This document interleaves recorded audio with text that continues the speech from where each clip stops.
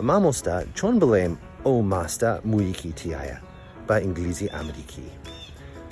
Well, you can translate it directly and say, there's a hair in that yogurt. But if you say that to your American friend, your friend is going to say, yogurt? What yogurt?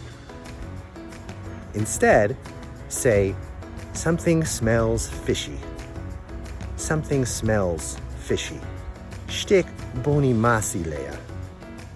In America, we use something smells fishy for the same kind of situation that Kurds use, o maste muyekî tîaye.